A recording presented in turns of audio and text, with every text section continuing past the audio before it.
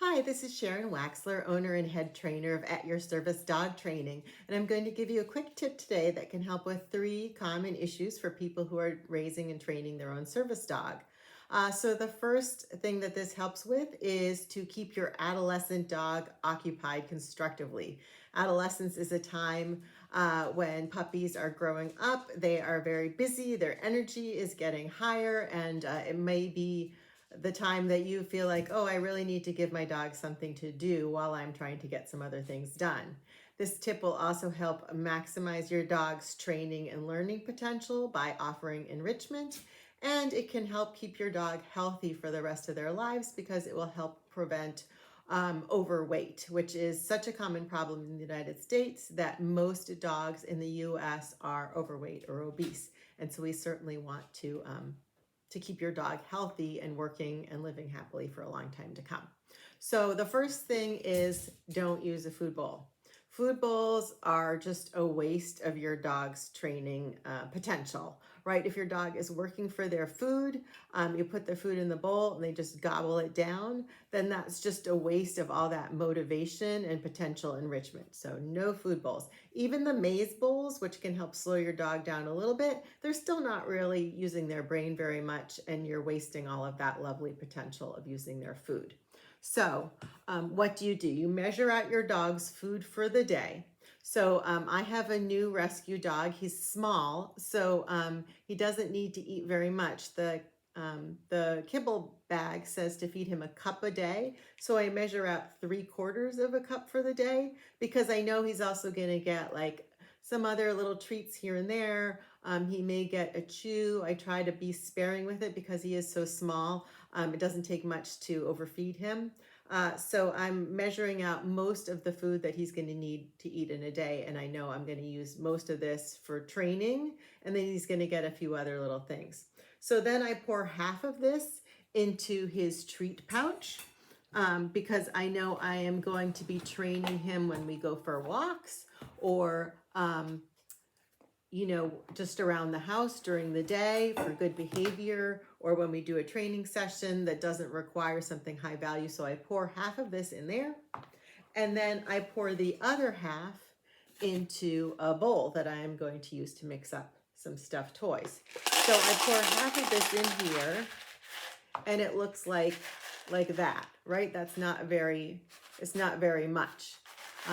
It's hold on. Okay. And then I soak it in hot water for a few hours. I do this at night usually, so I soak it overnight. And then when it has absorbed all the water, look at how much it's expanded. This just gives you an idea. Anytime you give your dog a dehydrated treat, like a bully stick or any other sort of dehydrated dog food or treat, just how much is actually there, because look at the difference in how much it expands when you add water. So you think you're not really giving your dog very much, but in actuality, when the natural moisture is returned to the food, it ends up being quite a bit. So once it is expanded, then I just add a small amount. So for my dog, it's about a tablespoon of canned food. And I'm going to stir that into the wet food, the kibble that is now wet food. And then I am going to stuff that into some Kongs. We have another video on how to stuff a Kong, so I'm not going to go over that again, but I'll include that video link in the show notes. And then in my dog's case, I stuff it into 3 toys. So I use either Kongs or Topples, which is by Westpaw. This is a Kong. This is a Topple. I have a very little dog, so he gets a variety of sizes from small to large because he can empty all of them. And then I freeze them. And these are what I give him during the course of the day. If I'm working on something like crate training, I want him to learn to settle quietly in his crate, or I know I'm going to need to be on a computer meeting and I need him to quietly settle without pestering my other dog or stealing my shoes or my slippers or things like that, which he loves to do because he's an adolescent dog who is new to living in my home and he doesn't yet know all the rules of the road.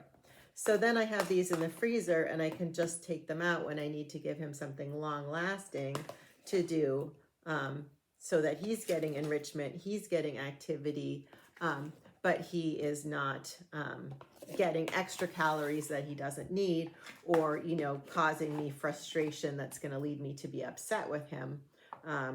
So it's just a win-win for everybody. And then I also can use some of the kibble that I've set aside that I haven't moistened if I'm not doing as much training with him as I thought I was that day because I'm busy or I'm not feeling well or whatever. So I can just take a feeder toy, pour some of the kibble in here,